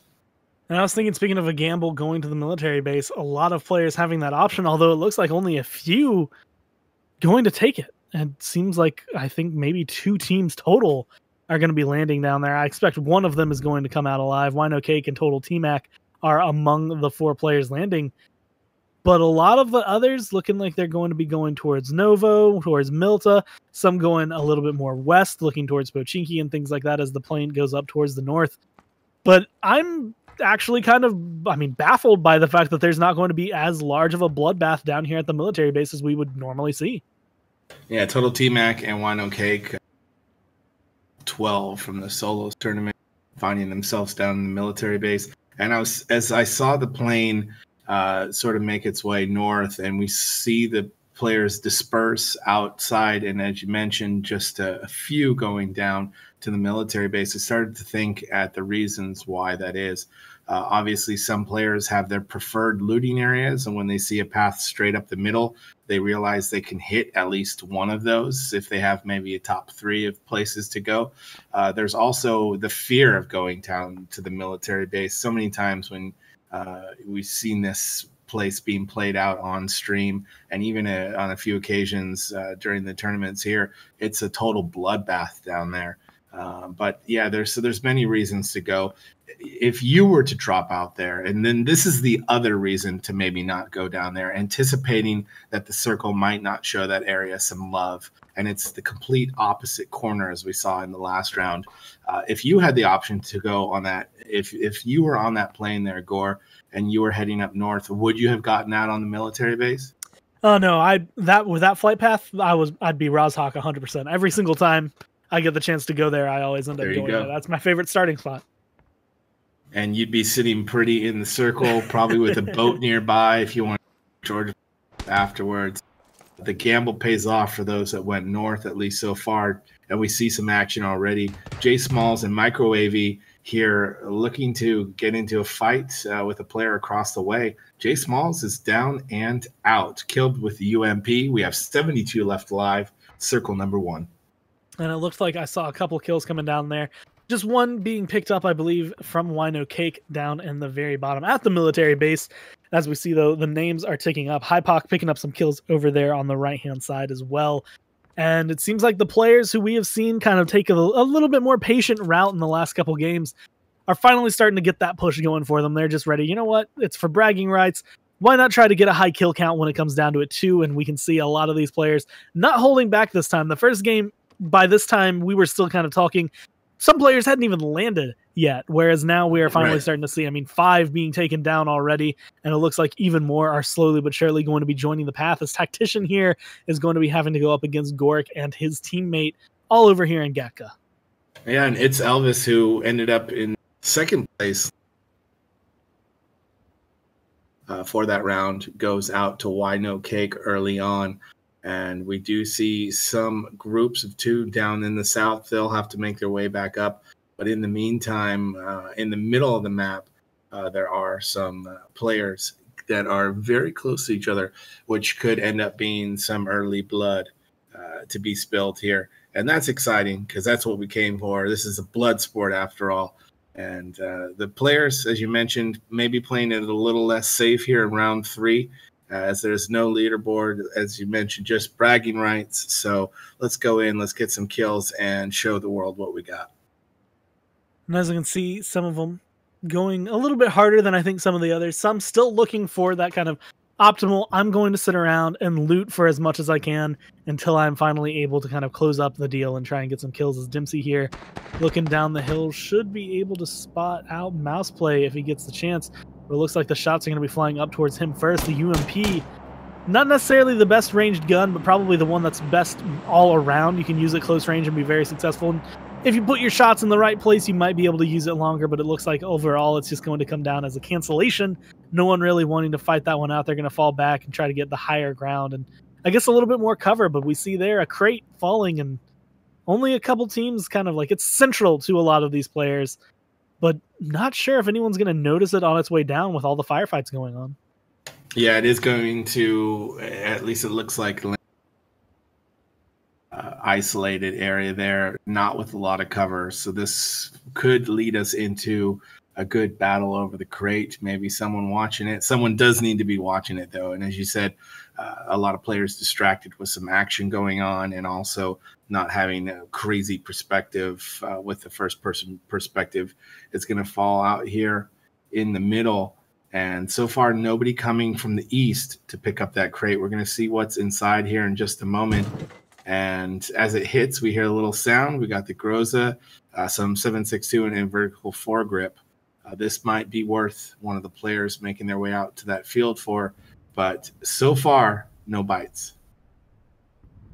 And when it comes down to it, it's still going to be, I mean, just exactly what we've said with the previous crates. Sometimes players want to go for it and they want to go and try to get those kills. Sometimes players don't care. It doesn't matter. Maybe if they open it, it's just going to be a Tommy gun kind of deal. They don't want to go that far and end up risking their lives for something that may or may not come out, as it looks like about 30 seconds until the circle starts to close. A lot of players still very, very far away from this circle, and some just barely on the edge here as we're actually kind of panning over. We see a few teams all in Yasnaya Polyana just outside the circle, but ultimately they're all going to go through the same choke point, which might end up being the cause for a lot of deaths up here. All of them have one really fast way to the circle, and that fast way looks like it's going to be covered relatively decently here, at least by Wardy, depending on if they keep their eyes on the road or these fields. But overall, it's going to be, again, up to the attentiveness of the players to find those kills. Yeah, it's a pretty wild spread, too. Once we saw, there's pretty much players in every square on the map. And the players here with some height advantages might get a good glimpse of some of the other players coming through. They do need to make their way through here, as you mentioned. And fortunately for the players coming from the north area there, they're going to have some cover making their way through. But the players coming to the south, they're going to have to come through that field. And that's always a scary moment with little to no cover in the field. We see Did the microwavy go down from the bombs there? It looks like it, as the red zone spawning on Pochinki. And it's one of those things, every time you go through the red zone, you can say no one gets knocked out by the red zone, and then immediately Karma's going to hit you with the bomb. But it doesn't look like it's going to be the end of the world. He should be able to just kind of medkit up and be fine after that. But like you said, I mean, just being careful there. You have to be a little bit more patient, especially in the red zone. And as we can see, a lot of these other players need to, I want to just say, kind of focus up. We have 65 left alive right now. And this first circle, slowly but surely kind of entrapping them all. Control and Thug Waffle in the bottom left going to be picking up some kills. And a lot of these players are going to be confronting each other relatively shortly as their loot paths come to an end. Yeah, absolutely. There's only so far you can, especially one of these players that's outside of the circle, and you have to make your way. A good amount of players out there all on that southeast side. Looks like a couple teams here sizing each other up, might see each other. Notice that that crate is still out there in the middle untouched. Thug Waffle and Control running into some action there. And still a lot of players on the outside of the circle. The blue is pushing in. It's not going to do a lot of damage at this point. 0.5 damage per second. So they're going to take their sweet time, pop some meds, and make their way in. We're looking at Eyeblade here running through. Not sure if he has a teammate there. or if that's someone he might want to shoot. Yeah, that's very far off. So just trying to stay safe and sound here in the middle of the map. And he does have some range, although looking at his guns, it doesn't look like he has many scopes to go for this. So using the iron sights, not necessarily the most comfortable thing to do, especially if you're trying to snipe people down or run across a field like this. So it's going to be a little bit rough for them. At that point, you want to loot a little bit longer, try to get that 4x, try to even a 2x at that point. Anything that gives you something other than the iron sights to kind of help you pin down people as much as you can. Yeah, but the circle... Sorry, go ahead. Yeah, the circle just, closing up, and the range, I think, is going to play a big role because there's a lot of fields in this area that it's closing in on. It's kind of similar to what we saw in that first circle, where it's like there's a lot of open area, and that vision will make a big difference. Yeah, absolutely. And even having the confidence of having even a red dot over iron sights can definitely be the difference maker if you decide to take a fight or not. You decide to take that fight and you start to stack. That's at least what I've seen from the better players in the game. They use those opportunities to stack on top of stacks. They get a red dot, they take out a player, then all of a sudden they find themselves with the 2 times or 4 times, and they're working their way up that way. But that does take being aggressive. That does take taking the shots, and that does take potentially exposing yourself to the rest of the teams that are out there. We see a couple teams here might cross paths as they're in these small little residential areas here in the middle, which have normally some pretty decent loot and some pretty good vantage points there. A lot of these players still having kind of like some good cover when it comes down to it. They don't really need to move, but when you're in this kind of game, at least if you're someone like me, you are comfortable for a little bit of it, and then eventually you just start to slowly but surely get bored of sitting around waiting. It's like, okay, well, the circle's closing, and we might want to see where the next one goes, but let's go ahead and try and move around, see what action we can find. And as we can see, another crate going to be going ahead and dropping, and it might be another crate that goes relatively untouched or unscathed for a while there, but it's going to be dropping right outside of Rozhok, it looks like.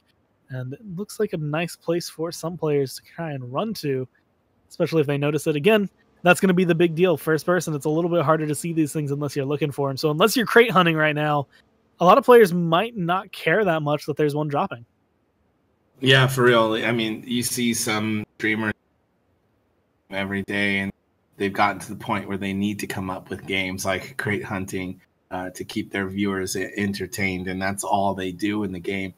But when you're in here and you're trying to win, you might completely ignore it. We do see some goodies in there, a lot of 7.62 ammo, Groza, and a level 3 helmet, plus that tactical scope, or stock rather.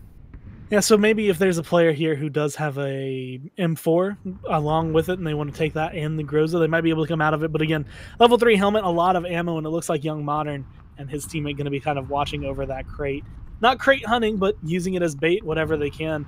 And it looks like they may or may not have a bite here, as Didn't Die Doe, his teammate, potentially looking over to go towards that crate. If they just look slightly to the right, they will notice them out, but it looks like they're trying to hold it, and they're going to see them right there behind that tree and take the shots already. I thought they were going to wait a little bit, but they're going to try to get it as soon as they can.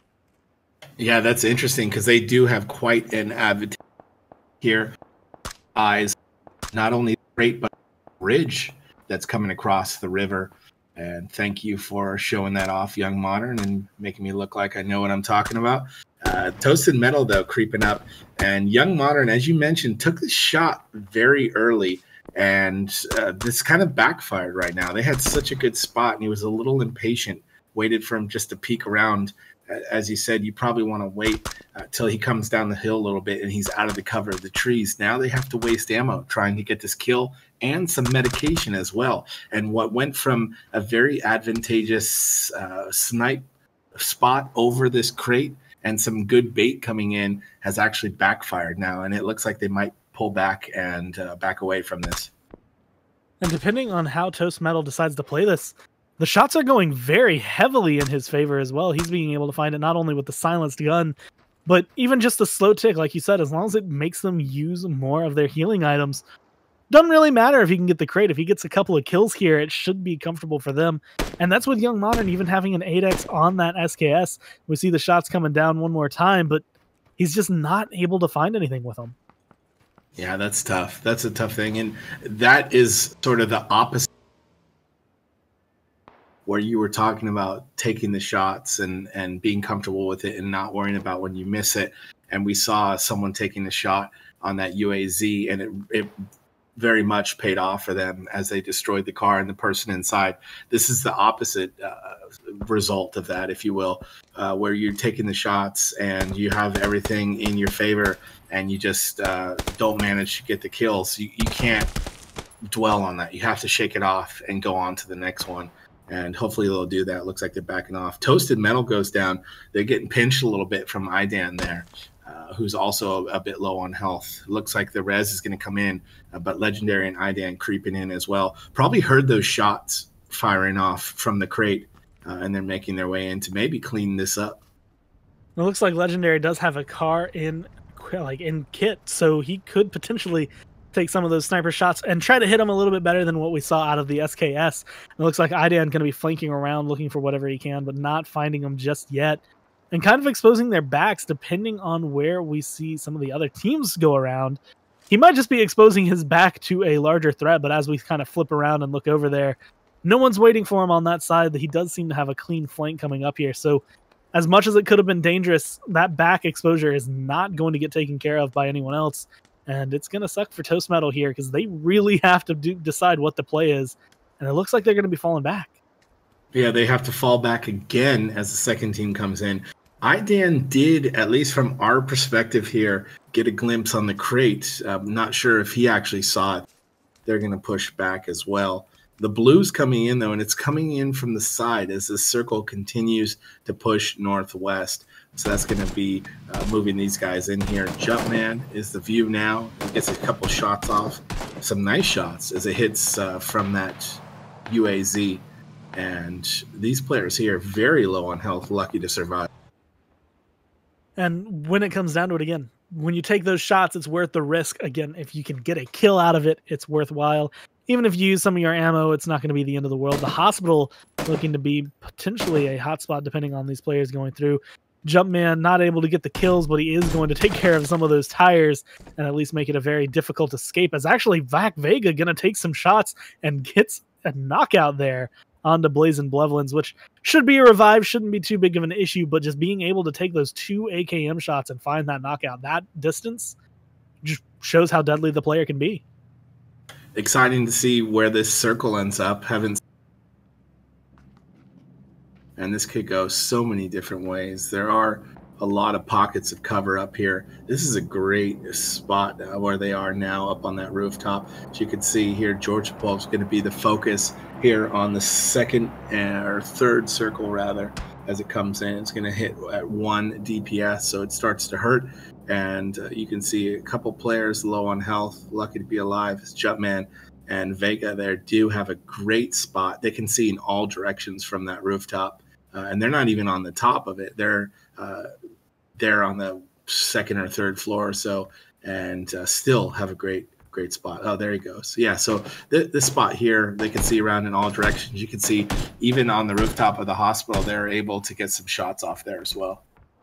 And not quite able to find the knockout is going to be Vac Vega one more time. But like you said, looking for those shots and kind of, being able to keep 2 teams pinned down just from this one position is working out really well for them. But the shots seem to be attracting some attention, maybe from some outside sources, which is going to be the deadliest part of this. When you fire without a silencer, other people start to look your way and other people start to pay some attention to you. As we see Thug Waffle and Control here taking shots down towards Microwave, but they're still very close in the area and just kind of a stone's throw away from where we see this fight, and potentially causing a big pop-off, resulting in 5 teams pretty much colliding. That would be great to see. We still have a lot left. 47 circle number 3 here. Spectating Thug Waffle as he and Control move in. As you mentioned, Microwavy there as well. And Control trying to see where these guys are, trying to get beat on them. They do get into a fight here. And that came down to who got the shots off first. And Control and Thug Waffle are going to get the kills. but they're getting shot from above. Nice long range shots here from Toast Metal.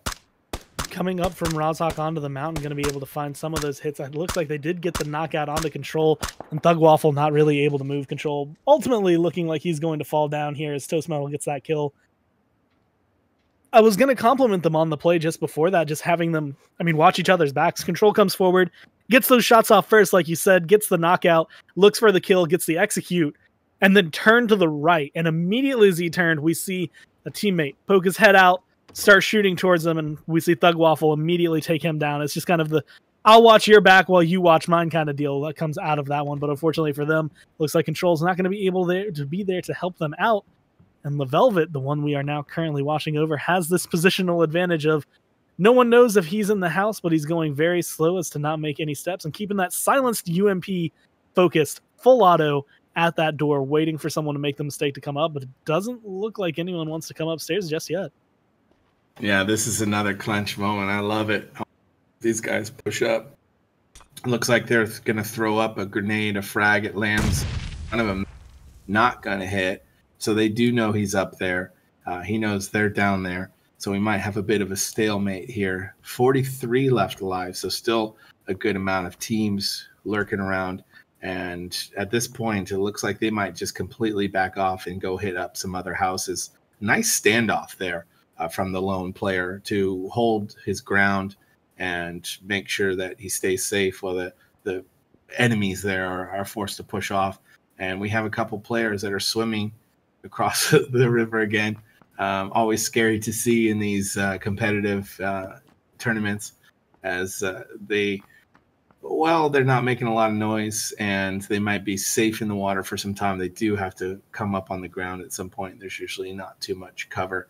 The circles, very aggressive. The circles are always, part of the action. And, oh, look at this. Forget the circles. We've got a whole bunch of players here lining each other up. Jumpman, Total T-Mac, Wino Cake, and a few others all here. This could go down here in just a moment. Yeah, Bob Ty here just waiting patiently outside the door. It looks like Total T-Mac going to go up, going to get knocked down is Wino Cake and Jumpman. Total T-Mac finding some of those shots. It looks like the retreat coming down, possibly the revives. Depending on what Bob Ty does here, he might be able to find a kill. Comes in, points immediately, not able to find the kill. The shotgun shots just off the mark, and T-Mac able to get that, but the revive didn't go off for him, whereas Jumpman is now off the ground. And we see Total T-Mac out of lower health. Vac Vega going to take advantage of that. Takes out Wino K, and now they have the 2v1 advantage. But there is still just another team on the minimap very, very close by. That was awesome. This are the exciting moments. Or three teams even together there fighting over some turf. And we have 35 left alive now. We're about to hit circle number 5 once this comes in a minute or so. And that's when things are going to start to get very tight. Close quarters, very hurtful blue area. And you can see there's still a lot of players outside of the safe zone and slow to make their way in. The way the blue moves in, those players in the north are going to have a better time making their way in. It's going to be a little slower for them as that southernmost part charges across the fields there. And this little area here, there is still another player, Vac Vega, trying to flush him out. And they're going to get into it right now. Total T-Mac there. Immediately the shot's coming through the door. It looks like a grenade going to get thrown out. Total T-Mac does come out and then goes down right there. Almost making the hot play. He downed one of the players and he brought looked like Vega down a sliver of health. So that was super close. That's tough and that's unfortunate for him. And that probably didn't feel too well at that moment. But you just hit that play button and you start again and you go in and try and learn from your mistakes, I suppose. Dempsey and Stronky here right next door. And I don't think they necessarily know that's going on in the building next to them because they don't seem to be paying attention to it. They're looking in the other direction. Yeah, they don't seem too worried. They might also just be waiting for these players who are going to be coming in from the outside. But as we kind of see, we did see, other people gravitating towards this particular spot, although they're finding some shots off into the distance, almost finding a kill. Disamoto there getting hurt, but not yet out. And it looks like they have perfect cover to be taking these shots. It actually does look like they're kind of keeping track of this. One watching Dempsey watching the back, whereas Strunky Kong kind of keeping track of those who are rushing forward. And they have to get inside the circle. The blue is closing fast. Vac Vegas should be able to find some shots, but he's getting shot at right now.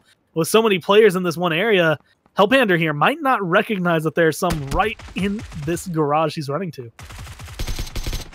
Yeah, he definitely doesn't have the advantage as he does attack it nice and slow, but he gets pinched from the other side.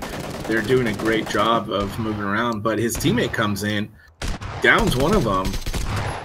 Oh, shotgun to the face though, and those two are down. He's actually going to be able to get his teammate up. So they did a great job of watching each other's back, as you said, and they got pushed on super hard, almost got taken out, but stood their ground and did very well. I like this little move on the roof here. If you can pull this off, you feel like a complete pro. Taking advantage of that there, and they're going to push that lone player now. We see they might actually go back after that, as we see LaVelvet pushed them off before. Now they're maybe looted up and feeling a bit aggressive, going to go back in and take him out. Shenmeister here got LaVelvet down to under half health, and they're not in the circle anymore. They were at some point, but the circle's moved again. The blue will be pushing in about a minute, and they have to decide what to do here. They might not want to spend too much time trying to get this kill and chase it down.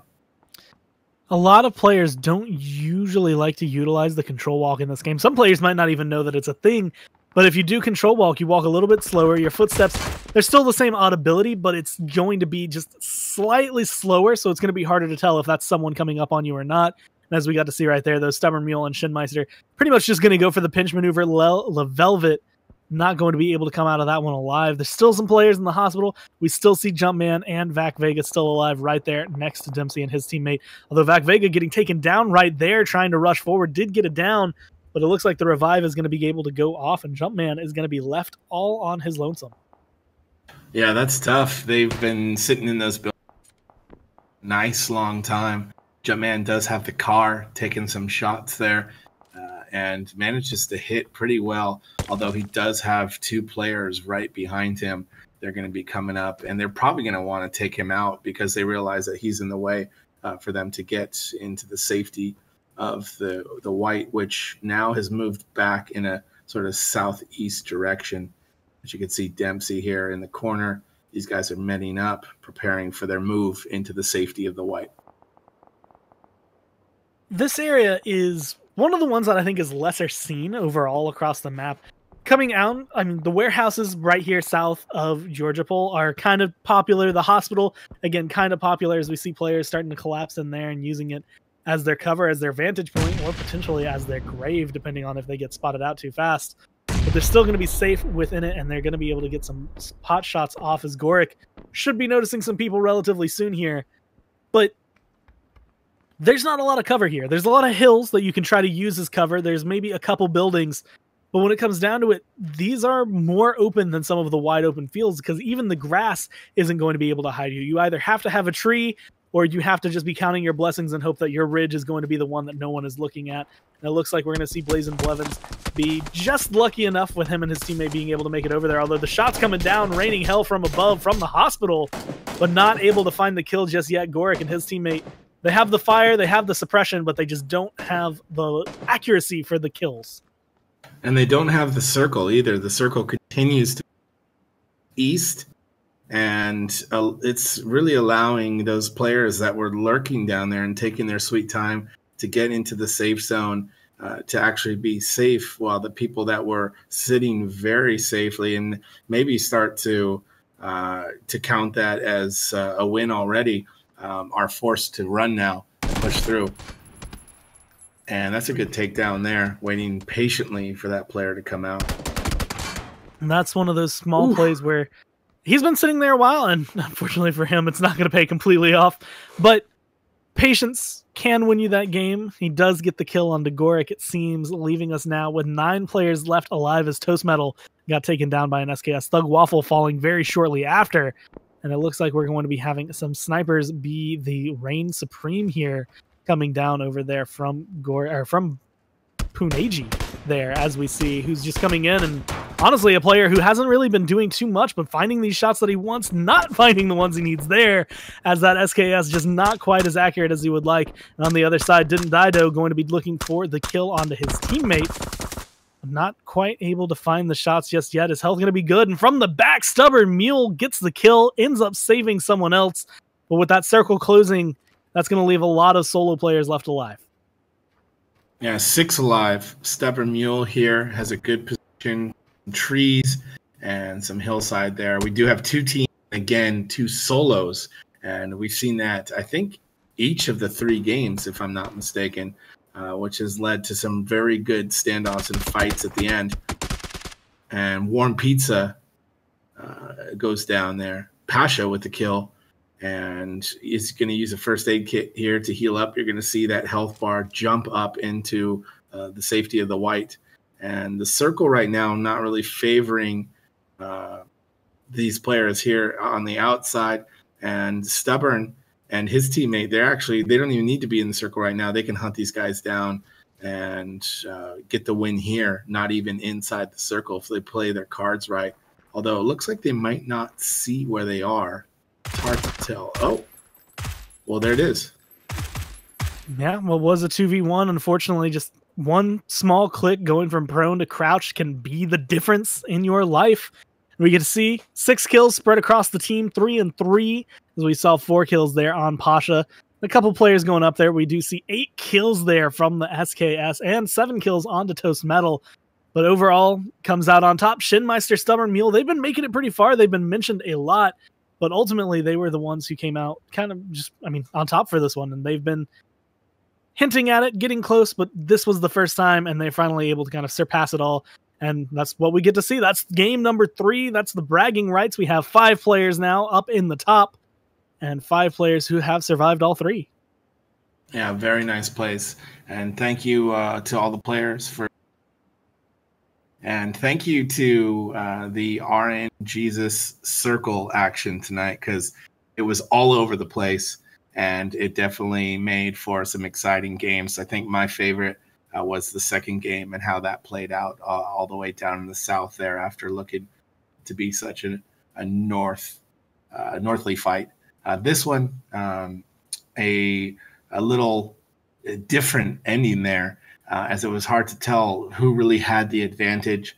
Neither of them were in the circle, just kind of making their way around on the outskirts, trying to find each other. And Schentmeister, whose name we called a lot tonight, Stubborn Mule as well, they get the final win tonight. Exciting games. Yeah, and of course, this was something that we've been saying for a while, a test run. This was our first-person duo setup that we've had, and we ran 3 games. We've got a little bit of feedback. Of course, if you are in the Discord, if you're a player, or if you want to join the Discord and tell us, you can go ahead and we have a feedback channel, a suggestions channel for you to go in and say, hey, I like this, or hey, I'd rather this kind of be the deal. We'll see what we can change as we go to it, but I know we had a small kind of passive announcement, I think, in the Discord for this. We are preparing for a first-person duo ladder going in the future, so if you want to keep your eyes open for that, go ahead, leave a follow not only on the channel, go check out PUBG League on Twitter. Make sure to go to PUBGLeague.gg to keep an eye on the tournaments that will be running if you want to participate. I know that there are going to be some really good prizes that we have heard about in the backline, getting some things set up for the players that are going to be in the top 3. So that is definitely something to keep your eyes open for, and definitely something that if you are a player, either as a solo or a duo, if you're solo, find yourself a friend. If you're a duo, get yourselves ready, practice that first person, and be prepared for the announcement when it comes out here. It'll probably be on Twitter first. That'll be the best way to find it, but you will definitely be able to see it in other places as long as you keep track of the PUBG League, who is holding all of this. And thank you everyone again for playing or watching. But that was game number 3, and that is it for the stream. So we're going to be taking it offline here in just a little bit. We want to say once again, thank you for watching, and we will talk to you the next time we enter the Battlegrounds. Yeah, thanks for having me. Thanks for the cast score. We'll see you guys soon.